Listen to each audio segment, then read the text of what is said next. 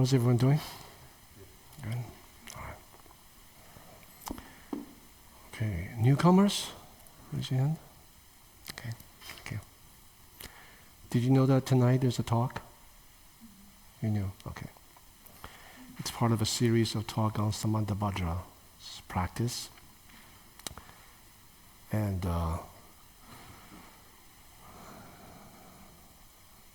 we're on number 5. Rejoicing in the merits of others.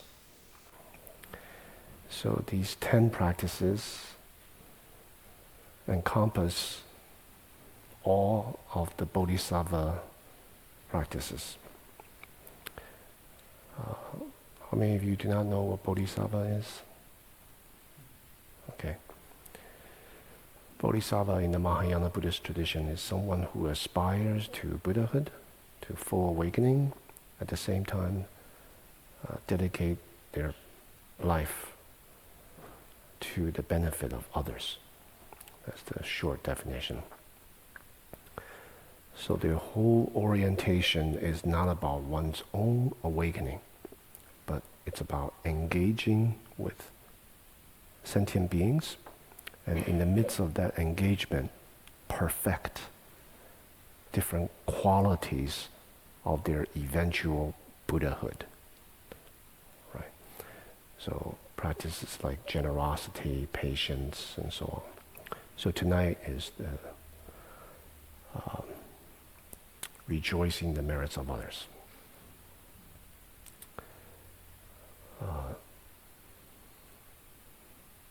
There are a couple of ideas here that's pretty important. One is rejoicing. Yeah. Another one is merit. So you can understand this in a very shallow way, rejoicing the merits of others, referring to if you see someone doing something good or having some quality of virtue, and you are very happy about that, right? And you support that. You rejoice in that. But very often when we see other people doing well, what happens? Maybe we don't feel so good, right? So we experience others in a self-referential way. Instead of identifying, recognizing the goodness in others from their perspective, right? We refer to it, them in a comparative way, judgmental way. Yeah. So I want to spend some time talking about this rejoicing, how to kind of practice that. We can understand it in a superficial way. We can also understand it in a profound way. Because in order to really rejoice in the merits of others, we have to be selfless. You know? But it is something that we aspire to and something that we can cultivate. That's why it's one of the Bodhisattva practices. And that practice leads to merit. So, second portion I'd like to spend some time talking about. So, when we relate to this practice in our lives, we often, what do we do when we see other people having some good qualities and traits and things that they do very well? What are some of the mental activities that comes up in us?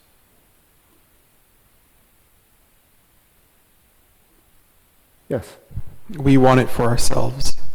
Okay, we want it for ourselves. Want to be like that. Okay. That could be positive or it could be not so positive. Positive could be we can be inspired by that. And that spurs us on to cultivate that. Not so positive, maybe. We start to have the inner critic, on ourselves. What are some of the other things that may come up? Yes, maybe pass the mic. We have folks online, Oh so it's okay. no. Fear for myself that somehow my worth has been displaced because of someone else's success somehow. I see. Yeah. We may feel worried that our work, our own merit, is overshadowed by someone else. Okay? Anything else?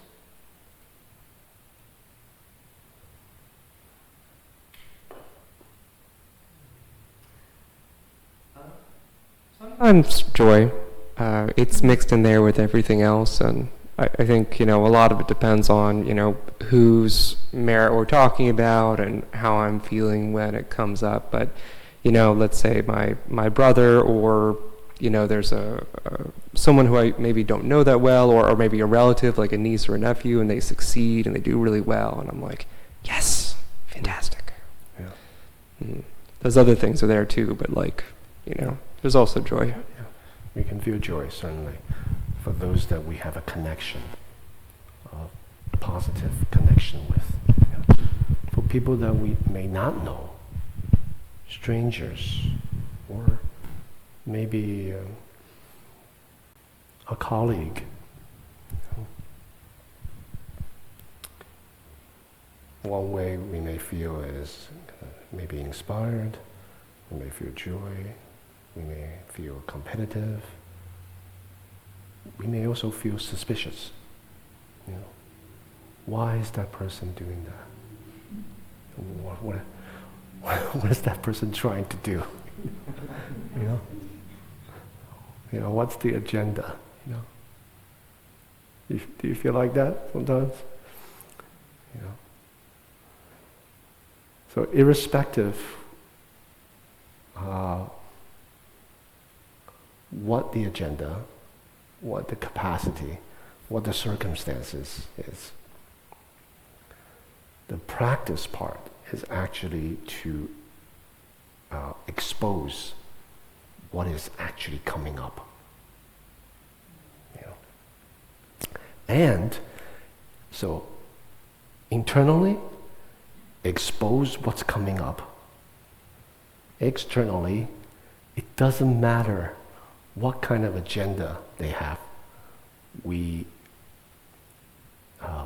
recognize the goodness. Recognize the goodness.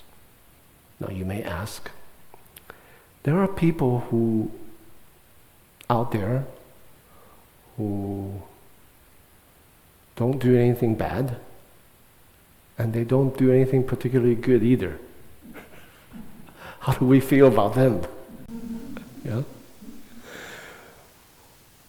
We recognize and rejoice in the merits of the fact that they don't do anything bad. So they don't add to the problems of the society or their surroundings. So learning to see the goodness in others, that's basically the point. Learning to recognize externally, and learning to see the patterns that come up. So when we observe, so there are these two dimensions. And this is in the context of the Bodhisattva practice. Right? Cultivating ourselves for the benefit of others. Right? To perfect different potentials that we have. To bring forth our full potential. Right? Buddhahood. Full awakening, which entails all of these qualities. So, the first portion, examining what's coming up. When we observe ourselves in relation to our interactions, we will start to see patterns. What triggers us? What inspires us? And our habit tendencies. Habit tendencies. Only in relation to others, when we engage with the world, will we be able to discover that. When we live in our own bubble,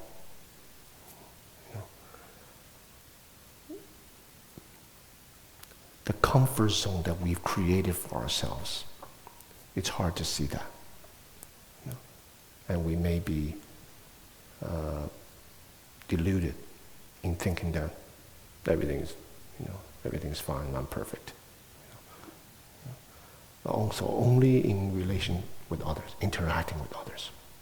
So other people are, in a sense, mirrors to what needs to be done and what can be done, with regard to our practice. So one of the main obstacles to the inability to rejoice with others is what? Can you guess?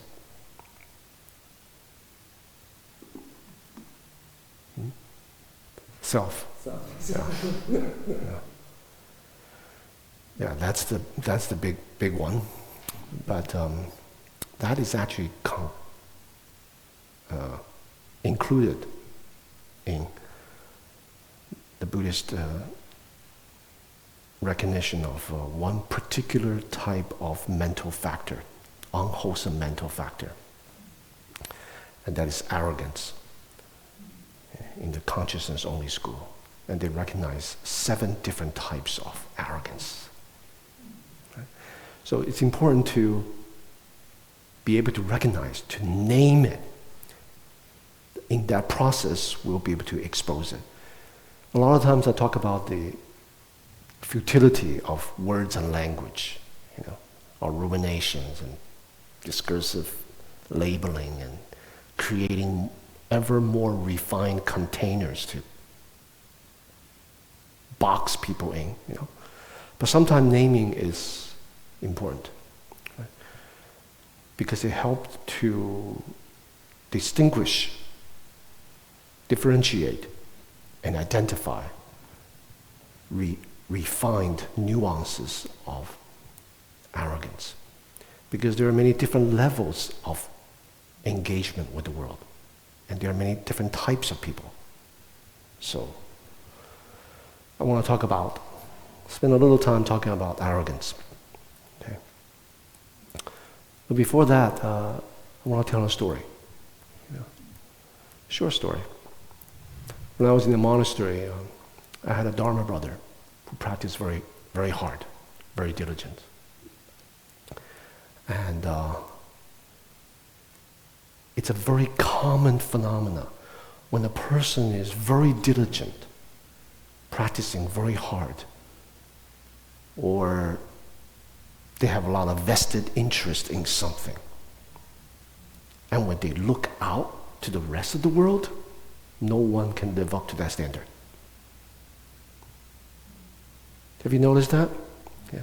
When you don't care about something, that kind of mind won't show up. So it's very important when a person practices very hard,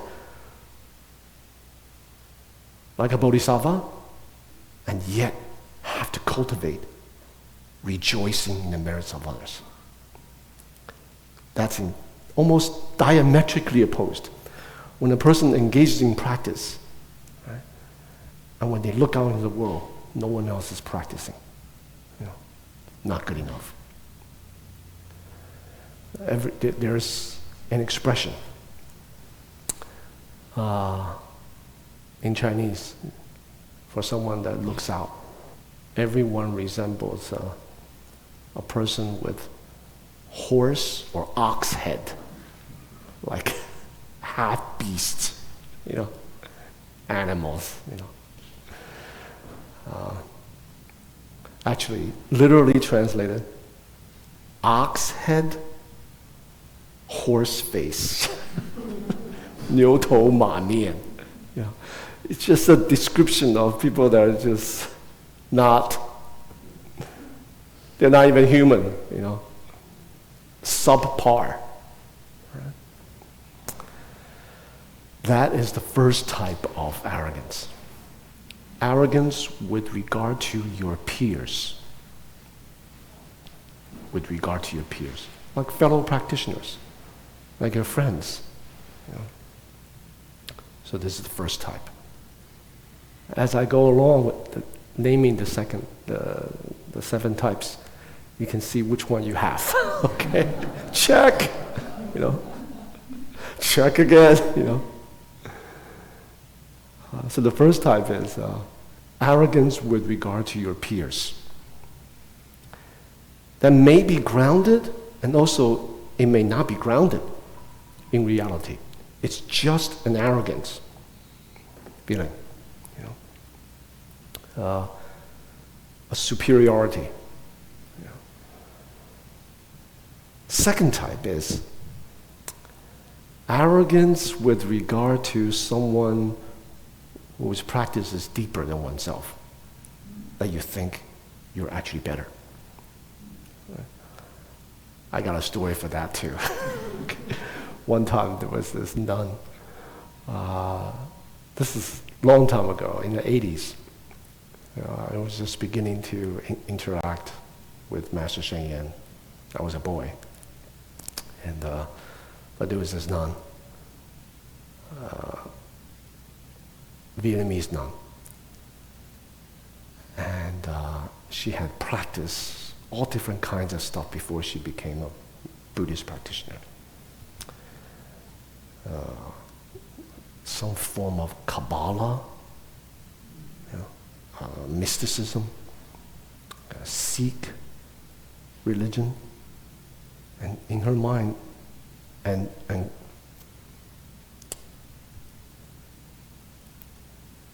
a branch of kind of Hindu practice. So the worshipping, respect of one's teacher, seeing the teacher as a guru, this kind of guru worship. She had a very strong tendency towards that. And so when you put someone on a pedestal of your own construct, no one can live up to that standard. Right? Even the Buddha, let alone ordinary teachers, practitioners. Right? My teacher was a great practitioner, great teacher. But she had a powerful experience. And she thought that was awakening. But it was an altered state of consciousness. It was a kind of oneness experience. So it's and the self is still there. And it's very common for people to be sucked into such powerful experiences, to take those experiences of oneness as oneself. So self-referential grasping is still there. The self is still there. So when the self expands, and the boundary between self and others dissolves, that kind of altered state of consciousness can be quite powerful. And because one is not really grounded in proper, correct understanding of Buddha Dharma. Right? What is proper, correct understanding of Buddha Dharma? Let me take a side trail to explain that so we can understand this. One of the most important foundations that we need to cultivate is to not take anything as of me, I, mine, self as something fixed. And the most luring, normalized,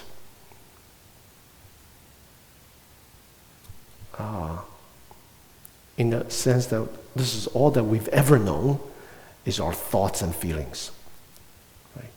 We seldom challenge our thoughts, and especially our feelings.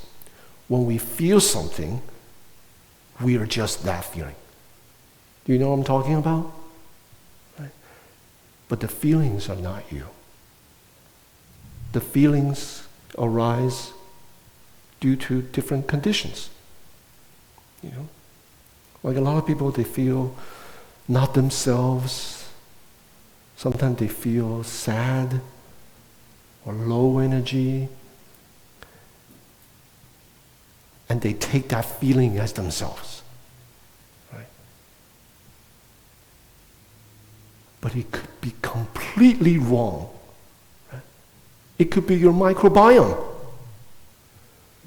It could be your microbiome. Our microbiome produces 90% of our serotonin chemical in the body, the feel-good chemical.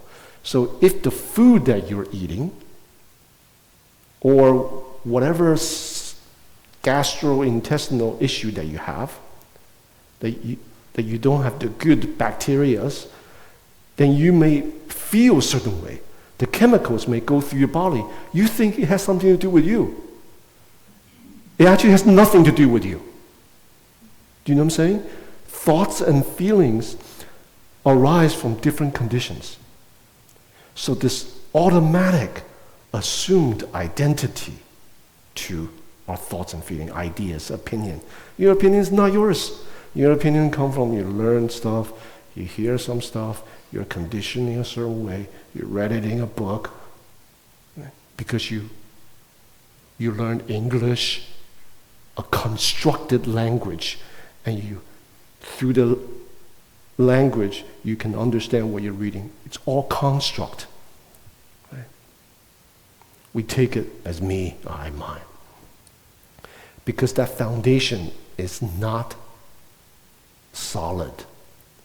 When powerful experiences arise, automatically we take it as me. Unified state. So when she had this powerful experience, my teacher says, that's not no self experience. It's not awakening.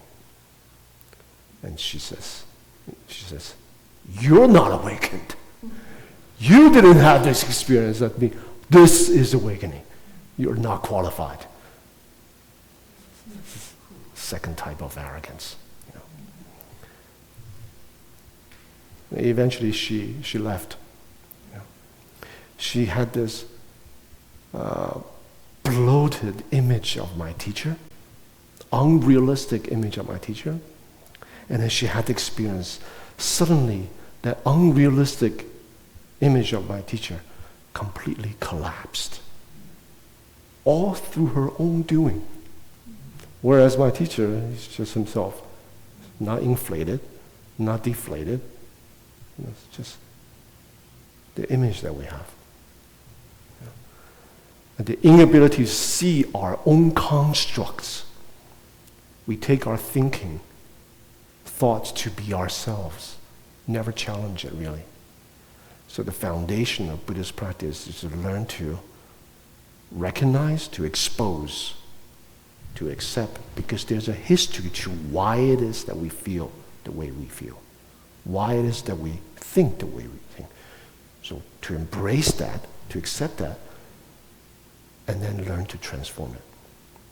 You know? Learn to transform it.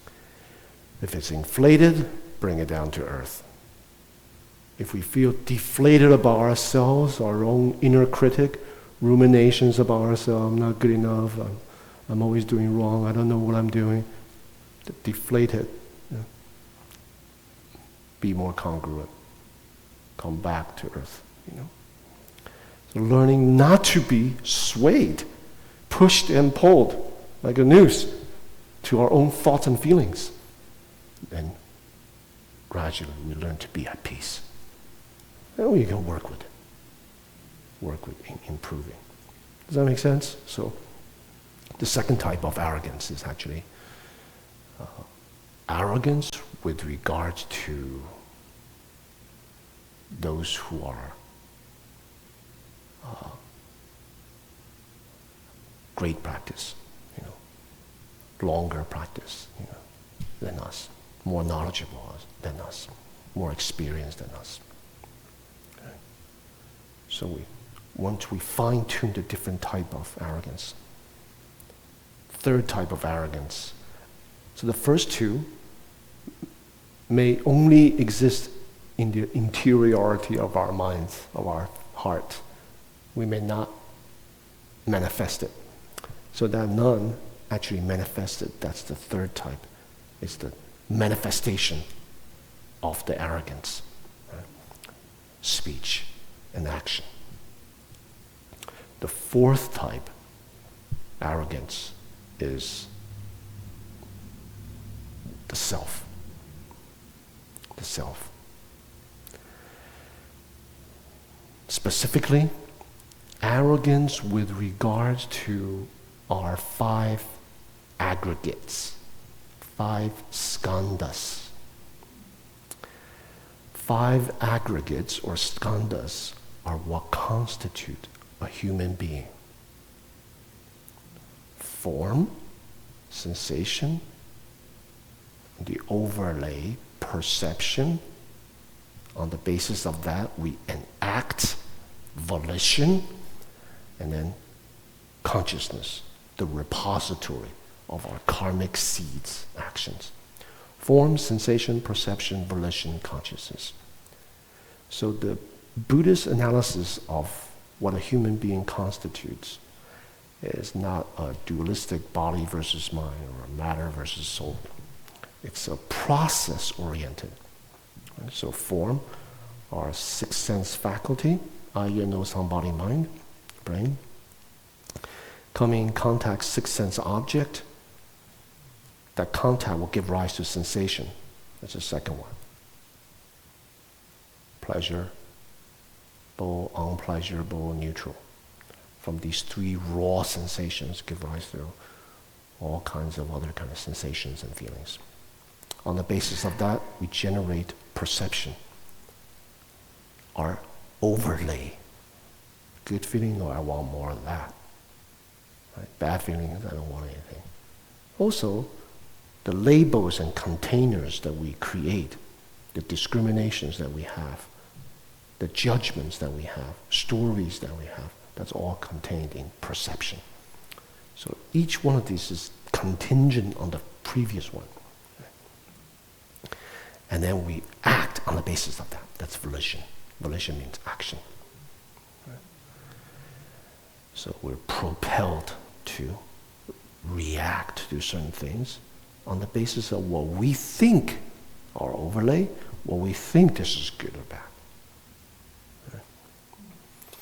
And then consciousness, once we act, once we engage in some action, karma is created. And that leaves an imprint on our mental continuum.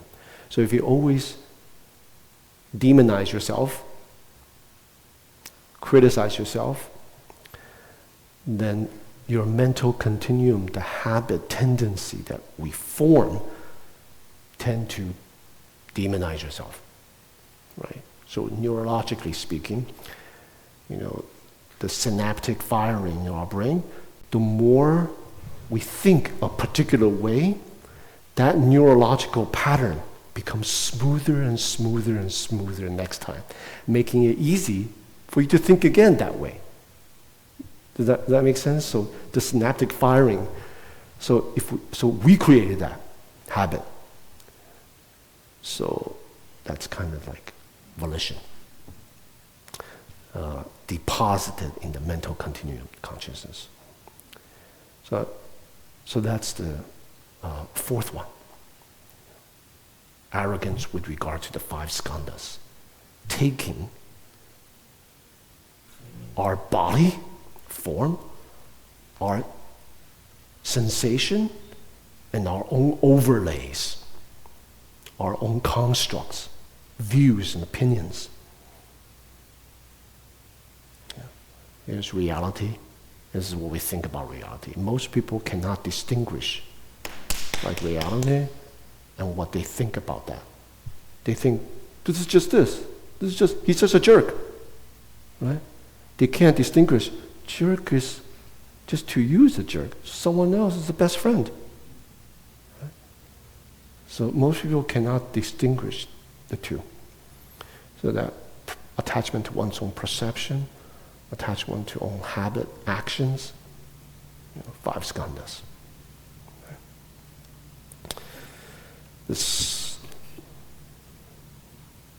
The 5th one, that's the 4th one. 5th one is 真上慢. Attachment or arrogance with regard to one's own experience. In this case, spiritual experience. Right? So, reifying, solidifying one's experience into a thing, into a thing through which we judge other people. Right? So, kind of arrogance. So that's the 5th one. So far, so good? How many checks do you have? Way too many, right? Right. Yeah. The 6th one. I haven't gone to 6. 6th one is next. 6th one is very important. We did this past weekend. We just held a workshop on the inner critic. The 6th one is arrogance or holding on to arrogance. It's very hard to understand this, but I know you will know what I'm talking about. But the Buddhist phraseology is arrogance. Buddhists would see that as arrogance. See what? Holding on to one's inferiority as an arrogance. Do you know what I'm talking about? Yeah. All of the yes, check, Yeah, I'll explain.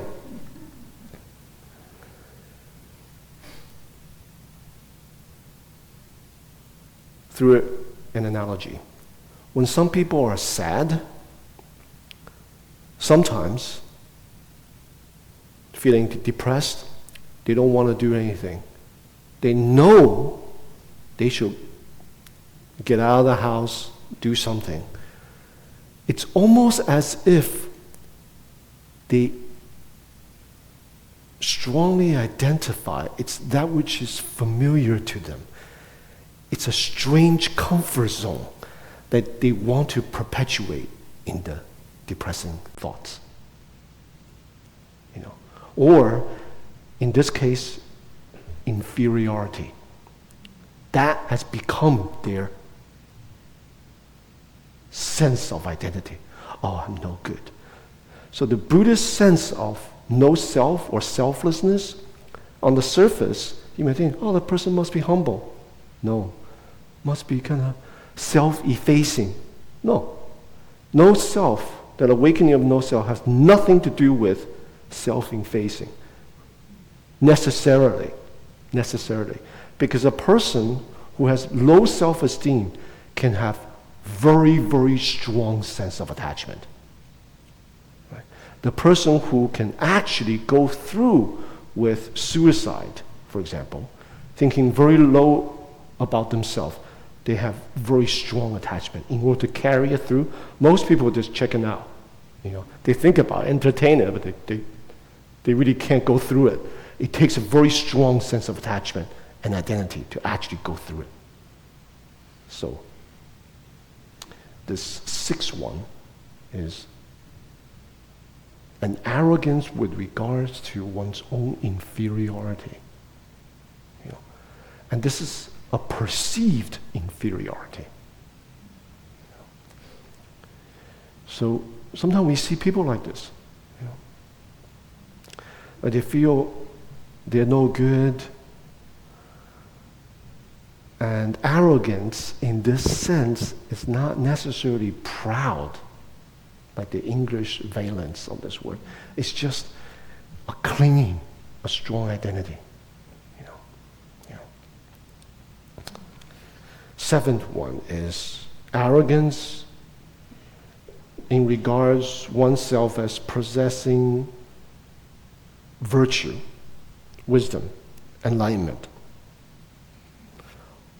although one lacks these traits. Okay? So some of the arrogance, that's the last one, some of the arrogance may actually be founded on some experience. For example, a person has a unification experience, a oneness experience. It may not be awakening, but it's a powerful oneness experience. So the person has actually experienced that. Or a person may have some other sorts of experience that, compared to someone who's practiced for a long time, they have not practiced for that long, but their wisdom is actually deeper than the other person. So, but this one, it's just fantasy. It's ungrounded. So some people may have some experience to back up, but this seventh one, is just a construct. So arrogance, why we cannot praise other people or see the goodness in others. Well, one of the main problems is the sense of self, expressed in Buddhism as kind of arrogance to oneself. So, in our practice of exposing what comes up, now we have a tool. Kind of 7 different perspectives to kind of engage what's happening. Because some of these things that come up, they have a pattern to them.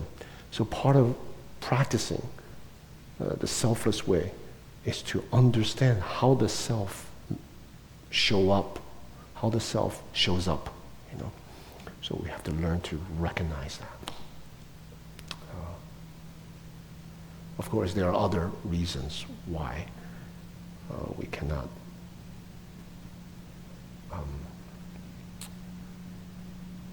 rejoice in the merits of others. But at least when we expose what's coming up, when we can name it, when we can see the different dimensions of it, then we will know what to do, what needs to be done, and what can be done. And sometimes that takes active cultivation. The principle behind this is when we are able to expose how the self manifests, then we distance ourselves from it. Then we can work with it. And recognizing that pattern, it's not that we kind of beat ourselves over the head with it, but that recognition can be lighthearted. Like humor, for example. If you have a friend that always does certain things and you accept that, it's not so, this is just, Joe is just like that. Like this, Snow White and the 7 Dwarfs. Is it dwarfs? Is it called dwarfs? Yeah. 7 dwarfs? Yeah. 7 dwarfs. Like one of it is grumpy, right? Like they all accept grumpy, just grumpy. Grumpy's just like that. They don't really take it personally. Sometimes grumpy is useful. Anticipate all the possible bad things that can possibly happen. That will never work. You know, we can't save Snow White. You do this, it's just we're gonna get killed. You know, so it kind of help us to anticipate what might happen. So all these things that are within us, we have those 7 dwarfs, you know, within us. We're the Snow White. You know, so when we accept them, we can befriend them. And they come up, here it comes. Here it comes. So never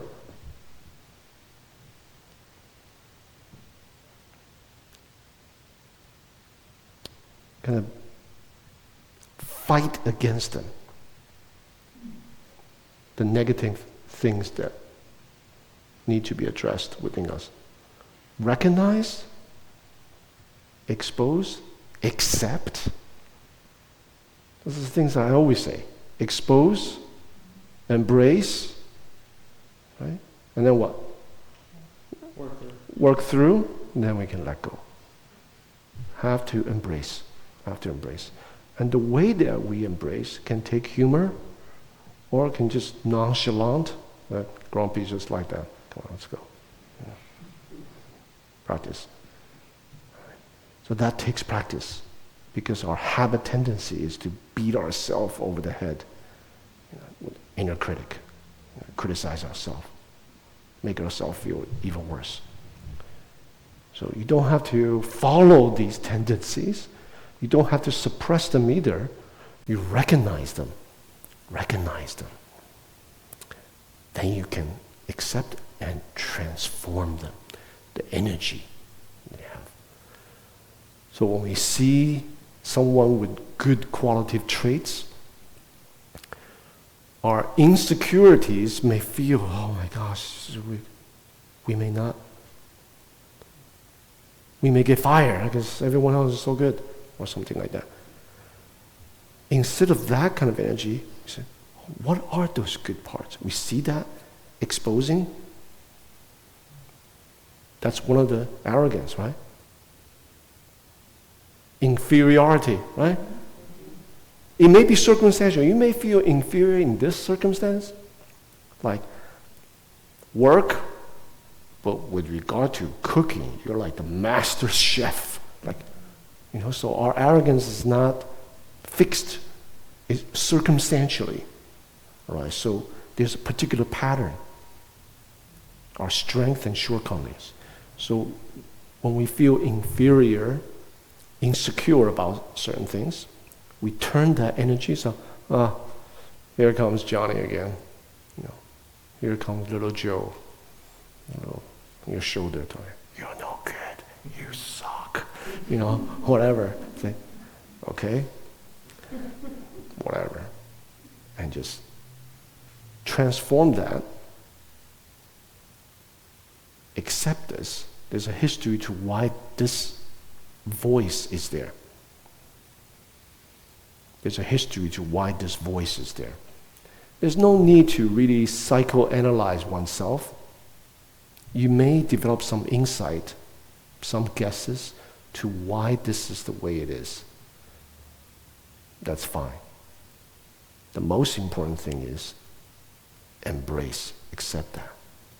And then steer that energy to recognizing, well, what are some of the traits that others are doing that's really, really good, that I can emulate, that can be an inspiration, that I can try out myself, you know?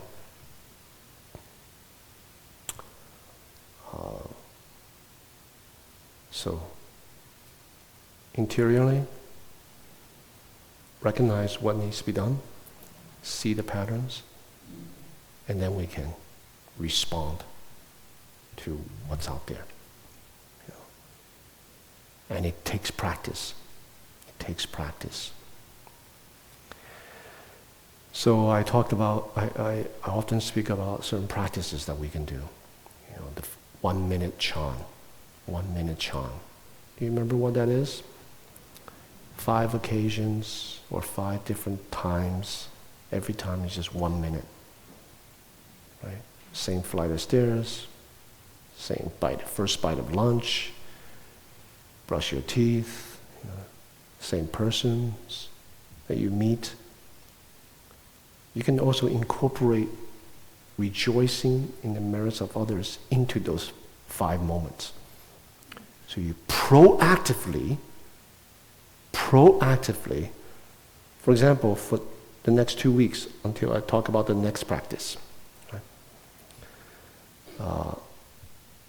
For the next 2 weeks, you learn to recognize the goodness in yourself and in others. You know? Something that someone did, thank you so much. That's very thoughtful of you. It's very kind of you. You're so good at doing that. You know, food is delicious. You know, compliments to the chef. You know. Or yourself, right? Some people have difficulty praising themselves. I'm not talking. We don't want to cultivate arrogance, okay? But just to recognize actual good qualities. You know, even your ability to recognize the things that come up. Oh, that's very good. You're doing very well. You recognize that. And you didn't follow it. You didn't get sucked into that vortex. You know? Or you saw it and you were able to relax the body, be grounded, embrace, and move on. So what we need to do, neurologically speaking, is to build a new neural pathway, synaptic firing, so it becomes smoother, learning to recognize the goodness in yourself and others, to validate yourself, to value others. And that leads to merit. Merit. What is merit?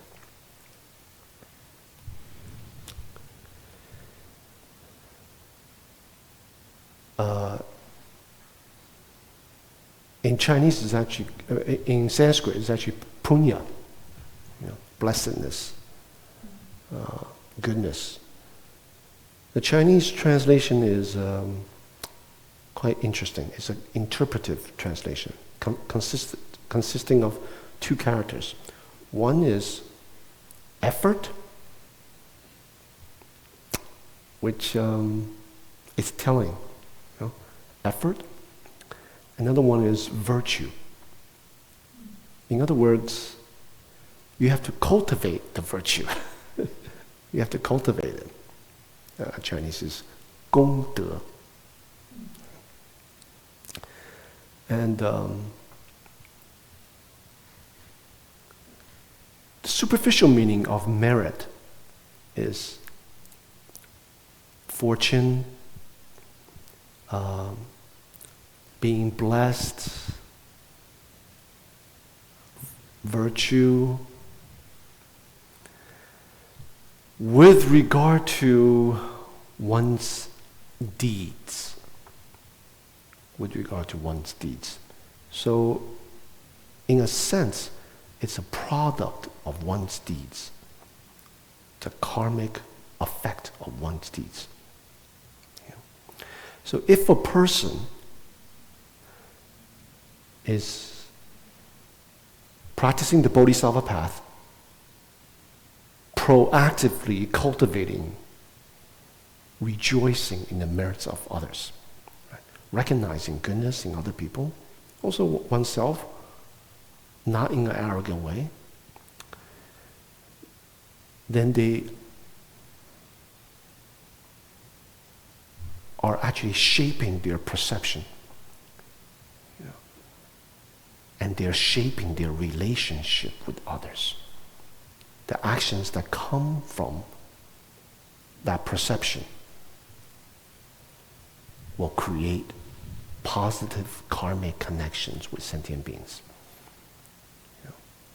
So when you're interacting with other people, you're recognizing the goodness in others. It could be anything. Right? For example, I can say to you, what is your name again? Ben. That's right. I can say to Ben, I love your beard. Ginger beard, you know. If I were to grow, it will only be like over here a little bit. Nothing in the middle. It will be just over here. And over here a little bit. I would look like, I don't know, some stereotype Fu Manchu, you know, a fortune cookie or something. You know. It could be anything. When we're used to recognizing goodness in others, that shapes my perception and shapes our relationship. The words that come out, the action that come out will be different. And that creates blessings, merit. You know. The Buddha has 10 epithets or honorific names. Buddha is actually one of the names. It means awakened one. You know, other things are more common, like Tathagata or Bhagavan. You know, one of the epithet is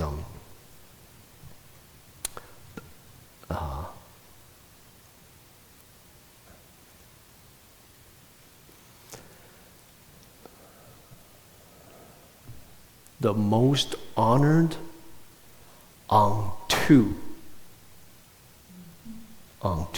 like two legs, right? But the two legs does not refer to like ordinary legs. It means the Buddha has perfected two particular qualities. It's not wisdom and compassion. It's actually wisdom and merit. Compassion falls under the rubric of merit. You see? So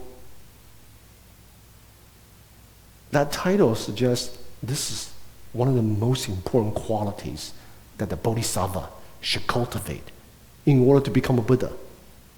Merit. Right? Because it is merit that shapes their connection and comes from their connection with sentient beings.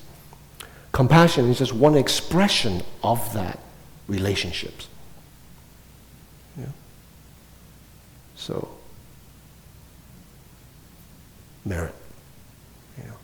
And that merit is built on recognition of the goodness in others.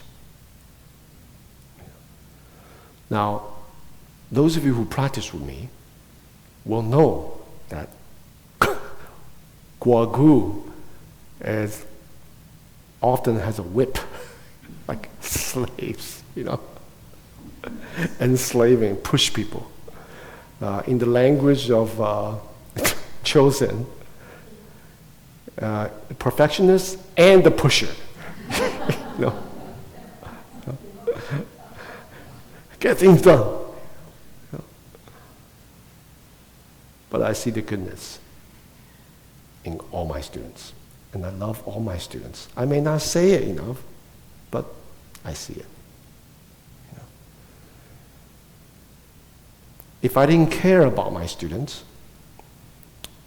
I wouldn't bother to waste time teaching them.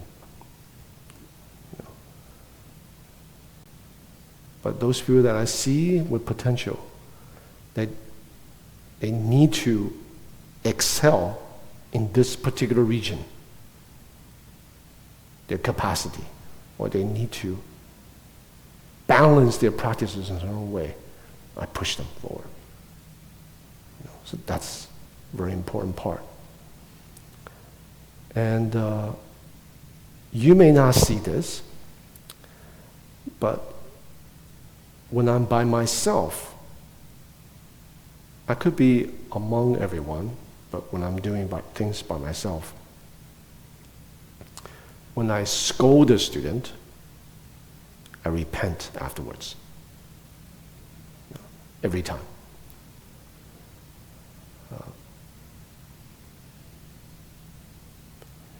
Because if a person is not, if no one pushes us, this is the nature of sentient beings. Perhaps this is just my own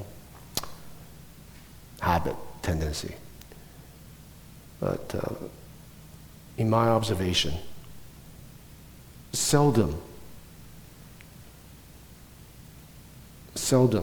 do people have the ability to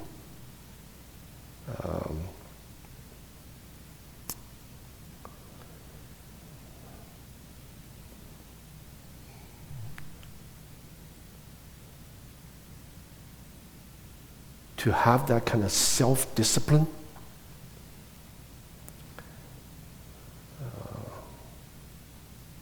and not be critical of themselves. You know, to have that kind of diligence and energy to practice, not in a self-critical way, I'm not good enough, that's why I need to practice more, but just that need to practice. So they need to be pushed. You know. And it's through a teacher's pushing out of the comfort zone of the students that they see what's coming up. You know. And this has a lot to do with how I was trained, you know, by my teacher.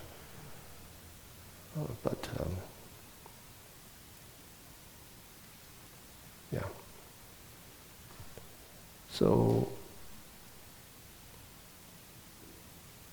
generally speaking, our practice as a bodhisattva is to recognize the goodness in others. If a teacher does not know the strengths and weakness of the student, they will not be able to properly guide them. They will not be able to put them in the right place so they can flourish.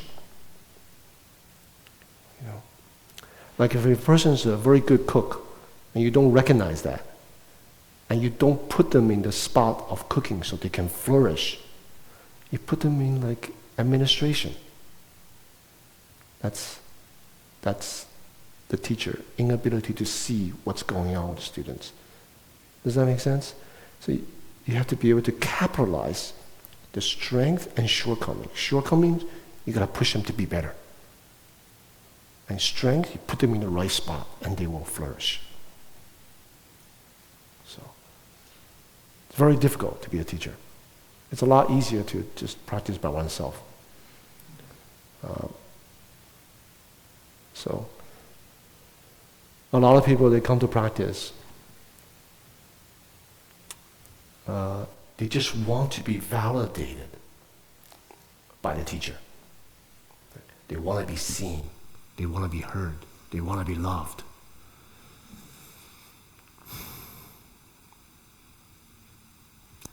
If they do that with me, they will be disappointed. They will be disappointed. You know. Of course, I love everyone.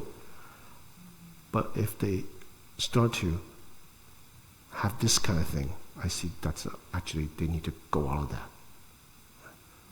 So I don't play into that role. But we do that, every one of us do that for the people around us, not teachers, just like friends, you know. So we have to see what kind of pattern comes up. You know? So all of that is part of the Bodhisattva practice. You know, but tonight, see the goodness in others. Rejoice in the merits of others. So we can practice. In relation to the 5 1-minute chant practice, 2 o'clock, 3 o'clock, maybe 6 o'clock, or a certain scenario. Every time I see my boss, every time I see my friend, every time I see my partner, children, family, you know. 5 things you practice. For the first minute, relax, feel grounded, feel your feet, and then look at the goodness. You know, the first thing you can do is just for yourself. Every morning in the mirror, you brush teeth. I'm not suggesting you all say, "Hello, gorgeous," Don't do that, Because you probably look like a mess, your hair's all over. You say, be yourself today, as you brush your teeth. Be kind to yourself and kind to others. So you develop a habit, first thing. Second, your lunch or whatever. Whoever prepared your lunch. If you prepare your lunch and it doesn't taste so good, you can find some goodness. This combination is not so good, but that tomato is very good. But the peanut butter that goes with it, not so good. Next time I know. But the peanut butter is pretty good. So learn to actively see some goodness. That's a very good practice. So for the next 2 weeks, I want to report. Next 2 weeks. So you actually see something. Then your whole perception of the world and yourself. We live in a very chaotic time. But learn to see some goodness in the little things, in the interactions. There's a lot of love and goodness all around. We learn to recognize that. Okay? It could be anything. A beard, a haircut, a gesture, a look, someone do something good to you. My teacher used to say this to me. He said, when someone is not so good to you or others, it's very normal, very ordinary. Everyone's got their stuff. They just, in their own way, they may be causing some harm, but they actually think that's good. So they can't tell the difference. They're actually trying their best in their own skewed way or in their own good way. Everyone's trying their best. So when something doesn't go so well, very normal. When someone has a gesture of kindness to you, extraordinary. Totally not normal. Totally not normal. So going through life like this, when you see something that doesn't gel with us, it's normal.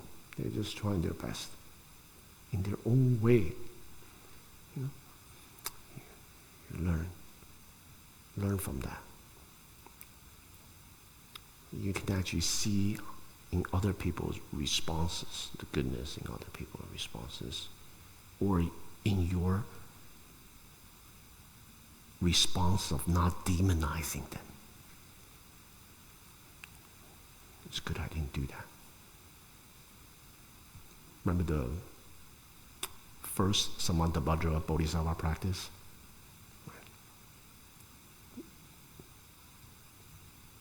To respect all Buddhas. Right? Who are the Buddhas?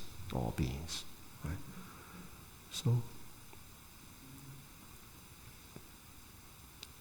learn to see that. And that's, your life will change. Your life will change. Okay? All right, tonight we end here. We're going to entertain some questions, including folks online. If you have questions. Yeah. Right behind you, Lee. So in the Platform Sutra, the Sixth Patriarch writes, do not cultivate blessings, cultivate merit. Is that because blessing sounds like you're doing something self-centered and something for yourself, while merit is, as you mentioned, more virtuous towards others, or what is that distinction?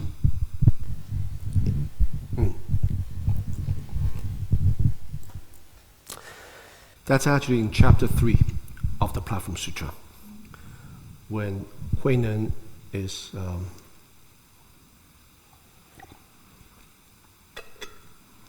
talking about Emperor Liang Wudi Emperor Liang, asking the question to Bodhidharma. And Bodhi done all these great things and cultivating merit, building temples, making offering to the Sangha, and he asked this Indian monk, Bodhidharma, how much merit do I have? Bodhidharma says, none. Who's none? How dare you? Who's standing before me? This is talking to an emperor. And Bodhidharma says, don't know. You know, this great monk. I mean, if Bodhidharma was a Chinese person, the head would be gone, you know. But this missionary from India, and the emperor received a message from India, like some local king that this great monk is going to be visiting. Please receive him. So he doesn't want to behead him. Says, okay, you can leave now. Banished him. So Huineng talks about what is merit, what is true merit. And he used those two words, effort or cultivate, virtue, 功德. He says,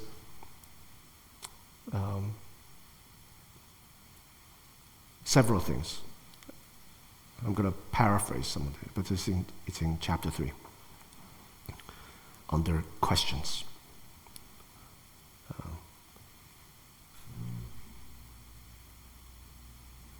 To see one's self-nature is 功 or cultivation. Okay? To see all things as equal, that is 德 or virtue. Right? So what is merit? What is merit? Right? What is the cultivation of the virtue of merit? Is to be selfless and to be equanimity, to practice equanimity. That is merit. So to treat all beings as the same. And he also goes on to say, to engage with the world with humility and yet follow the forms of the world, the conduct of the world. That is virtue. That is merit. See, so very different from ordinary people's understanding of merit. You know, people just, like the emperor, just want to seek for blessing, recognition. They want to be seen, want to be heard, want to be recognized. So Bodhidharma just cut that down. But you should cultivate merit, and true merit is selfless engagement with the world. Right? Concretely express humility, humbleness, and respect all beings equally. You know, that's the Chan. Huineng Platform Sutra is the Chan text, one of the central Chan texts. Yeah. Chapter 3. Yeah, check it out. Yes, Sage? So you were discussing our feelings and thoughts there because of the causes and conditions. And maybe I misunderstood or I'm not hearing something, but what's beneath that? If there is still self or there's no self, thoughts, feelings, it's like the first level, or perception, the overlay. What's beneath it? Yeah. What's beneath it is just a natural, wondrous functioning of our sense organs. Eyes see, ears hear, eye, ear, nose, tongue, body, mind. Mind is able to experience, dream, innovate, creatively, come up with ideas. You know, all that still goes on. You don't need a self-referential attachment in order for those to function. You can still experience the world. Yeah, experience the whole world, the whole range. Yeah. So it is actually the self that gets in the way. That inner monologue, that judgment, that gets in the way. When that judgment is not there, it's just natural functioning in the present, like what needs to be done. You see? Beautifully.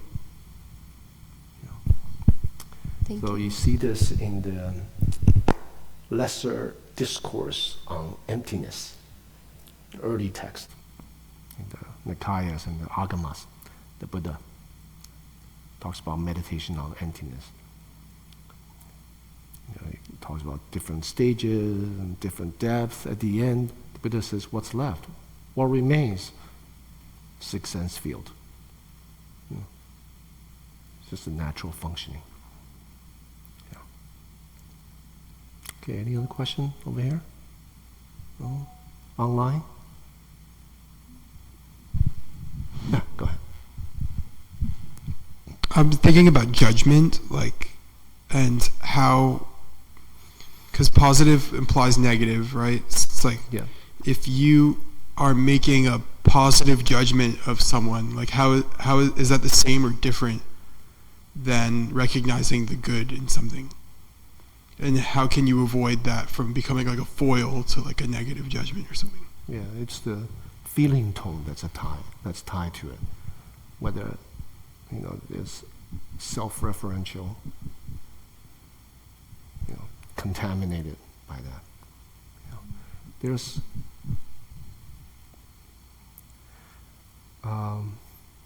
conventionally things that people do that's helpful for others, we recognize from the perspective of cause and effect, causes and conditions. We recognize this is wholesome, this is supportive, generally, sociologically. But on